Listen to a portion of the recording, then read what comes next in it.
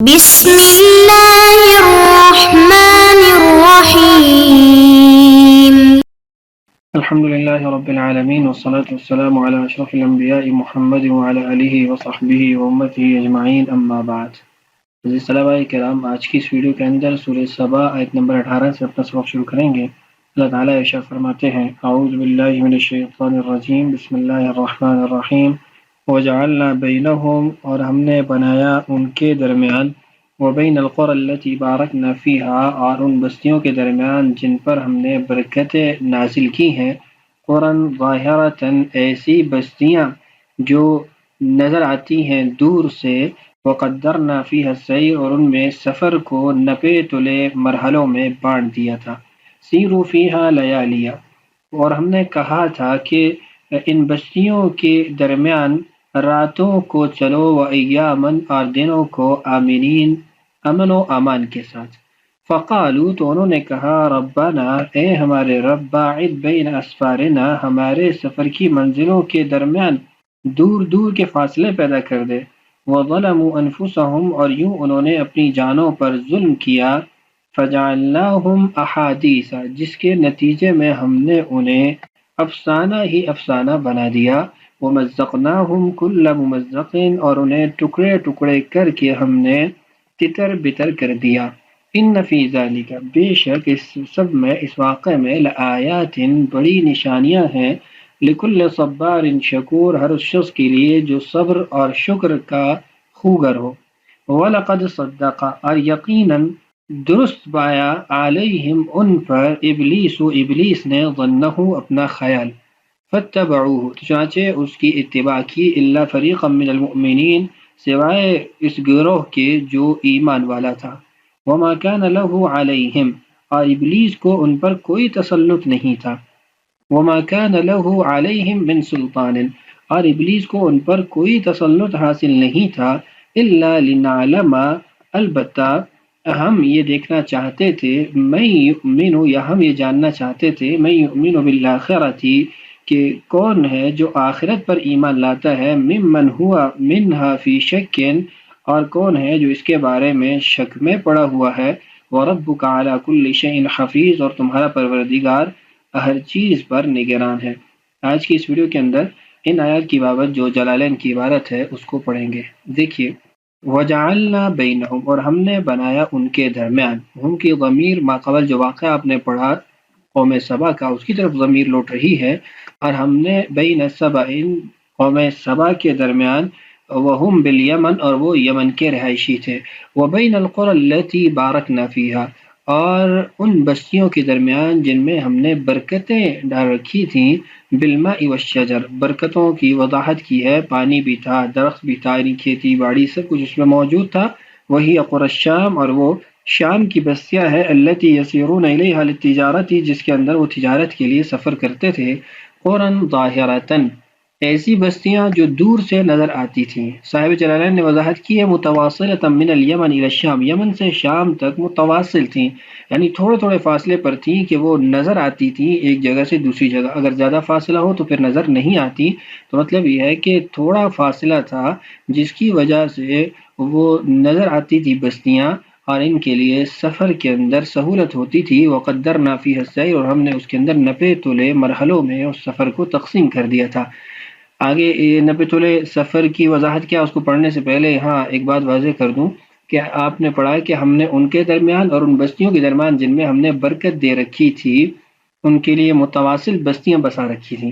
ان کے درمیان اور ان بستیوں کے درمیان جو ہم نے جن میں برکت دے رکھی تھی، اس کے جو محمل ہیں یا اس سے جو مراد ہیں صاحب جلالین نے وہ دو لکھے ہیں، یعنی وجعلنا بینہم، قوم سبا کو یمن کا رہائشی، اور بین القری التی بارکنا فیہا، اس سے شام کے علاقے کو مراد لیا ہے۔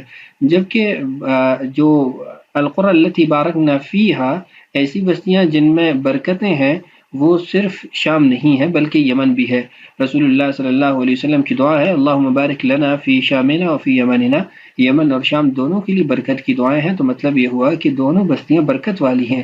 پھر مفسرین کے مختلف اقوال ہیں کہ بین القرى التي باركنا فيها سے مراد یمن ہے یا شام ہے، لكل قول وجہ، ہر قول کی کوئی توجیہ ہے۔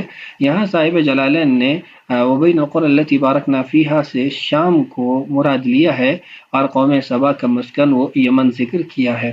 بہرحال آگے دیکھیے، وقدرنا فیہ السیر، اور ہم نے نپیتلے مرحلوں میں اس سفر کو بانٹ رکھا تھا، تقسیم کر رکھا تھا۔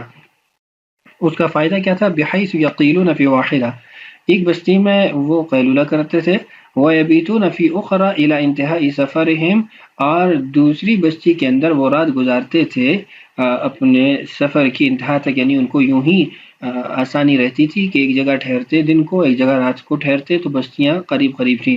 فائدہ کیا تھا؟ ولا يحتاجون فيه الى حمل زاد وماء، ان کو پانی اور زاد راہ وغیرہ کی حاجت نہیں پڑتی تھی کہ وہ اس کو لے کر ساتھ پھرتے رہیں۔ ایسے ہی ان کو ڈاکے سے، لٹ جانے سے اور چوری سے، ان سب چیزوں سے امن حاصل تھا کہ وہ بستیاں آباد تھیں اور ڈاکوؤں سے وہ لوگ محفوظ تھے۔ وقلنا، اور ہم نے کہا، وقلنا اس کلمہ کو صاحب جلالین نے محذوف ذکر کیا ہے، جس سے اس بات کی طرف اشارہ ہے کہ بعد والا جملہ وہ اس کا مقولہ ہے، یعنی وہ محل نصب میں ہے۔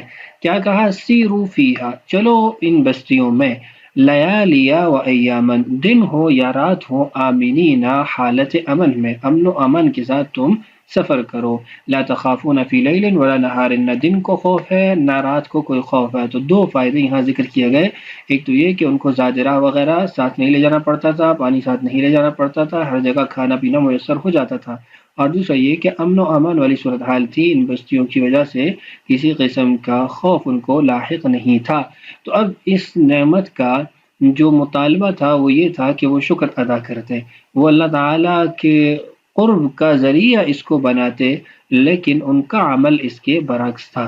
ان کا عمل کیا تھا؟ فقالو، انہوں نے کہا، ربنا، اے ہمارے رب، باعد، یہ باعد نہیں ہے، باعد ہے، یعنی باب تفعیل سے صیغہ امر ہے، دور کر دے۔ وفی قراءۃ باعد، اور ایک قراءت کے اندر مفاعلہ سے ہے باعد، جو قراءت حفص ہے ہم پڑھتے ہیں، تو باعد ہو یا باعد ہو، معنی دونوں کا ایک ہے، دور دور کر دیجئے، بین اسفارنا، ہمارے اسفار میں، الی الشام، یعنی ہم یمن سے جو شام کا سفر کرتے ہیں اس میں جو بستیاں قریب قریب ہیں ان کو دور دور کر دیجئے، ان مراحل کو، قریب کے مراحل کو ختم کر دیجئے۔ اجعلها مفاوزا، مطلب ان کا یہ تھا کہ اس کو صحرا بنا دے، یا اس کو چٹیل میدان بنا دے۔ چٹیل میدان کیوں بنا دے؟ لیتطاولوا علی الفقراء، تاکہ وہ اپنا تفوق، تعلی دکھائیں فقراء پر، برکوب الرواحل، کہ یہ سواریوں پر سوار ہو کر جائیں گے سفر کے لیے، وحمل الزاد والماء، یہ اپنے ساتھ کھانا پینا لے کر جائیں، فبطروا النعمت، تو وہ اپنی نعمتوں پہ اکڑتے رہیں۔ نہیں، مطلب یہ ہے کہ ہمارے قریب قریب جو بستیاں ہیں ان کو ختم کریں، ان مراحل کو دور دور کر دیں۔ کیوں دور دور کر دیں؟ تاکہ غریب امیر سارے سفر نہ کر سکیں۔ ویسے تو غریب امیر سارے سفر کر لیتے تھے، تو یہ جو غریب ہیں، فقیر ہیں، یہ سفر نہ کر سکیں کہ ان کے پاس پانی نہیں ہوگا، ان کے پاس زاد راہ نہیں ہوگا، اور ان کے پاس سواریاں نہیں ہوں گی، تو یہ سفر نہیں کر پائیں گے، ہم سفر کریں گے۔ قرآن کہتا ہے وَظَلَمُوا أَنفُسَهُمْ، انہوں نے کفر، ظلم کیا ہے اپنی ذات پر، بالکفر، کفر کر کے۔ اب یہ کفر سے دو مطلب ہے، ایک تو ہے بعدم الایمان، ایمان نہ لا کے اپنی ذات پہ ظلم کیا، دوسرا یہ ہے کہ وَظَلَمُوا أَنفُسَهُمْ بِكُفْرَانِ النِّعْمَةِ، نعمت کی ناشکری کر کے انہوں نے ظلم کیا اپنی جانوں پر۔ ان کا یہ قول ایسے ہی ہے جیسے بنی اسرائیل کہتے تھے لن نصبر على طعام واحد فادع لنا ربك يخرج لنا مما تنبت الارض من بقلها وقثائها وفومها وعدسها وبصلها، تو یہ ان لوگوں کا قول بھی ایسا ہی تھا کہ بجائے نعمت کی شکر دانی کرتے، شکر گزاری کرتے، انہوں نے الٹا نعمت کی ناقدری کی۔ اچھا، نتیجہ اب کیا نکلا ان کی ناقدری کا؟ فجعلناہم احادیث، ہم نے ان کو قصہ کہانی بنا دیا، افسانہ ہی افسانہ بنا دیا، لمن بعدہم فی ذالک، صاحب جلالین نے ذکر کیا کہ بعد والوں کے لیے ان کا یہ عمل اور ان کی حرکت، ان کی ذوات کو ہم نے ایک کہانی اور افسانہ بنا دیا کہ بس ان کے بارے میں باتیں ہی کی جا سکتی ہیں، ان کا وجود وہ بکھر چکا ہے۔ ومزقناہم کل ممزق، دوسرا اللہ تعالیٰ نے ان کو ٹکڑے ٹکڑے کر کے تتر بتر کر دیا، فرقناہم فی البلاد کل التفریق، آگے وضاحت کی کہ ہم نے ان کو تقسیم کر دیا بکھیر دیا شہروں کے اندر، ملکوں کے اندر، تتر بتر کر کے، بالکل یعنی ان کو ٹکڑے ٹکڑے کر کے۔ ان فی ذالک ای المذکور، یہ جو پیچھے ہم نے بات ذکر کی ہے، لآیات ای عبرا، اس میں بڑی بڑی نشانیاں ہیں۔ کس کے لیے؟ لکل صبار، ہر صبر کے خوگر کے لیے۔ صبر اب مختلف اقسام کا ہوتا ہے، صبر علی الطاعہ ہوتا ہے، صبر علی الشدائد ہوتا ہے، اور صبر عن المعاصی ہوتا ہے۔ تو یہاں پر چونکہ ماقبل میں ان لوگوں نے معصیت سے صبر نہیں کیا تھا، تو اس لیے صاحب جلالین نے وضاحت کی عن المعاصی، کہ ہر صبر کا خوگر جو گناہوں سے صبر کرنے والا ہے اس کے لیے نشانیاں ہیں۔ شکور، اور شکر گزار، علی النعمی، جو نعمتوں کا شکر گزار ہو اس کے لیے بھی بڑی بڑی اس میں نشانیاں ہیں۔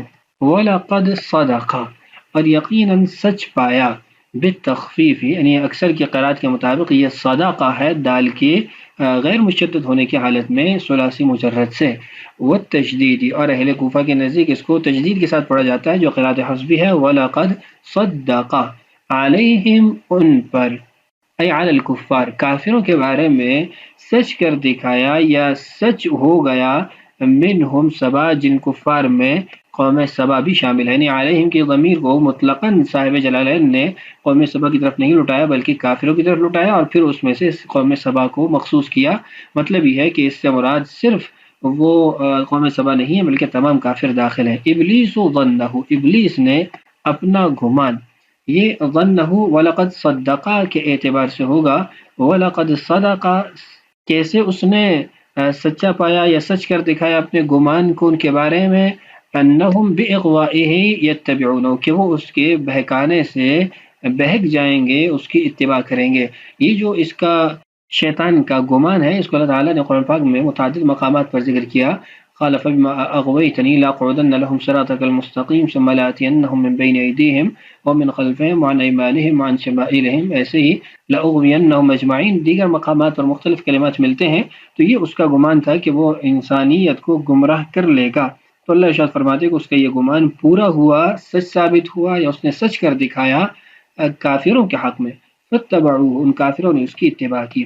فصدق بالتخفیف فی ظنہ، صدقہ کو جب آپ بغیر تشدید کے پڑھیں گے، تخفیف کے ساتھ پڑھیں گے، تو اس کا مطلب یہ ہے کہ صدق فی ظنہ، اس کا گمان سچا ہو گیا، ای صدق ظنہ، اس کا گمان سچا ہو گیا۔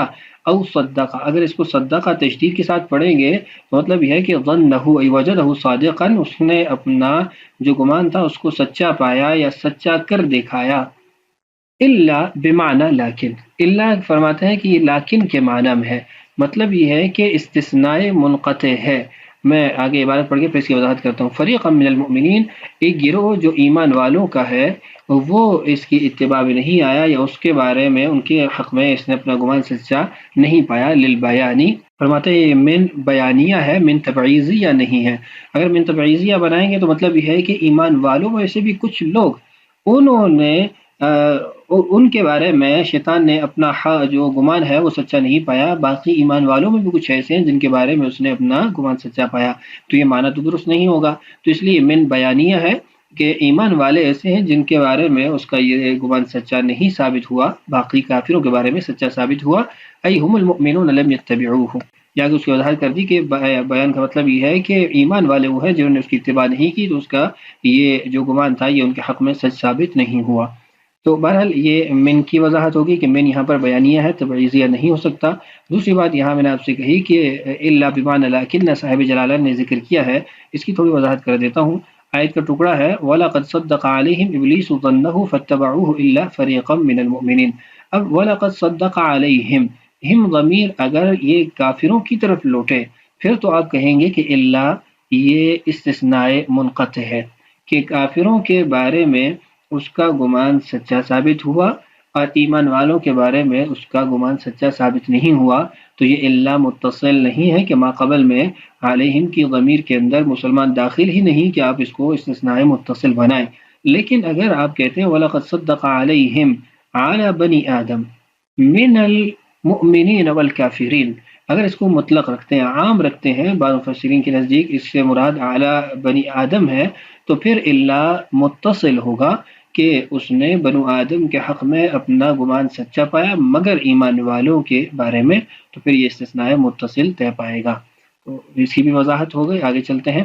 وما كان له عليهم، اور نہیں تھا اس کو کسی قسم کا بھی حاصل ان لوگوں پر، من سلطان، کوئی تسلیط منا، ہماری طرف سے اس کو کسی قسم کی تسلیط یا مسلط کرنے کا اختیار نہیں تھا، مگر اس لیے ہم نے اس کو اختیار دیا، لنعلم، تاکہ ہم جانیں، علم ظہور، مطلب یہ ہے کہ اللہ تعالیٰ کو مطلقاً تو علم حاصل ہے، صرف اظہار کے لیے تاکہ ہم جانیں، من یؤمن بالآخرتی، کون ہے جو آخرت پر ایمان لاتا ہے، ممن ہوا منہا فی شک، اور کون ہے جو آخرت کے معاملے میں شک میں پڑا ہوا ہے.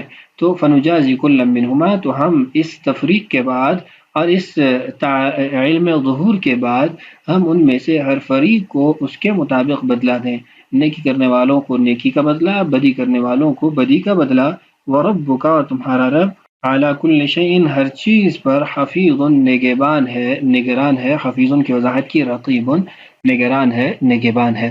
تو اس آیت کے اندر ہم نے جو قوم سبا تھی اس کے واقعے کو بھی پڑھا، اور پھر اس کے بعد جو شیطان کا تذکرہ اور اس کی جو بہکانے کا گمان اور اس کا سچ ثابت ہونا، اس کی بھی تفصیلات ہم نے پڑھ لی. مزید انشاءاللہ اگلی ویڈیو میں اپنے اس صورت کے تسلسل کو باقی رکھتے ہیں. اللہ تعالی ہم سب کا حامی و ناصر ہو. اللہ تعالی ہم سب کو قرآن پاک سے سچی محبت اور شرف نصیب فرمائے. السلام علیکم ورحمۃ اللہ وبرکاتہ.